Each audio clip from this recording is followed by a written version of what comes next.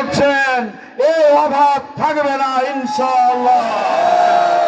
আমি সর্বশেষ যে কথাটি বলতে চাই, সনাতন ধর্ম অবলম্বী ভাইয়েরা, আজকে জামাত ইসলামী এবং 11 দলীয় জোটের ব্যানারে সন্তোষপুর, চরবানিয়ারি, বড়বাড়িয়া, কলাতলা এবং চিতলমারি সদর, হিজলা, শিবপুর থেকে যেভাবে আমাদেরকে সমর্থন দিয়েছেন, আমি কথা দিচ্ছি আর কোন দলের আপনাদের পরে জুলুম করতে পারবে না।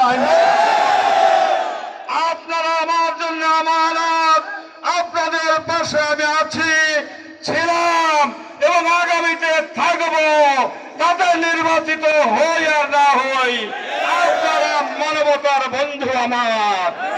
প্রিয় ভাইয়েরা, যদি বাংলাদেশ জামাত ইসলামী সৎ নেতৃত্বের স্বাক্ষর রেখে রাখেন, আস্থা রাখুন, আমাদের প্রচারণা আগামীকাল সকাল 7:30 থেকে বন্ধ হয়ে যাবে।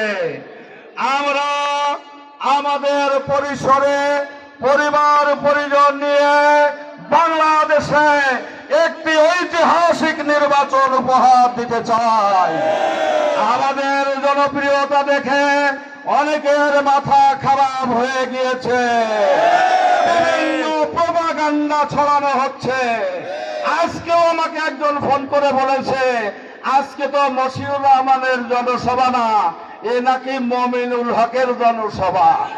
আমাদের লোকজনদেরকে বাধা দেয়া হয়েছে। আমি প্রশাসনের দৃষ্টি আকর্ষণ করতে চাই, আপনারা আমাদের যথেষ্ট সহযোগিতা করেছেন। এই নির্বাচন বানচাল করার জন্য জনগণকে ধোঁকা যারা দিতে চায়, আপনারা তাদেরকে চিহ্নিত করুন।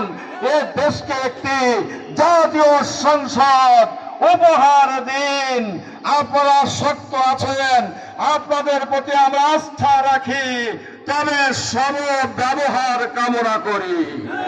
প্রিয় ভাইরা, আমি আমার কথা বিস্তারিত বলতে পারছি না, এই জন্য আপনাদের সকলের কাছে দোয়া চাই, বাকি সময়টুকু যেন আল্লাহ তাআলা আমাকে সুস্থ রেখে আপনাদের সাথে তাল মিলিয়ে পথ চলার তৌফিক আমাকে দান করেন।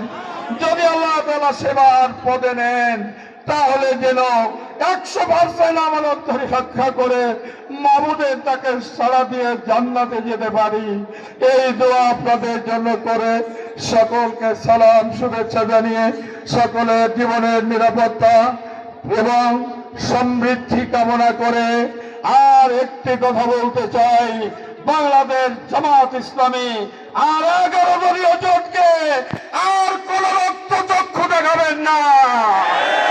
যদি দেখাতে চান, প্রতিরোধের সম্মুখীন হতে হবে ইনশাআল্লাহ। আমি সকলকে আবারও সালাম শুভেচ্ছা জানিয়ে আমার কথা শেষ করছি। এখন ওখান থেকে আমাদের গণমিছিল শুরু হবে এবং মিছিল করে আমরা নামাজ আদায় করবো ইনশাআল্লাহ। সকলে দোয়া পড়ি। সুবহানাকা আল্লাহুম্মা বিহামদিকা আশহাদু আল্লা ইলাহা ইল্লা আনতা আস্তাগফিরুকা ওয়া আতুবু ইলাইক। আসসালামু আলাইকুম ওয়া রাহমাতুল্লাহি ওয়া বারাকাতুহু।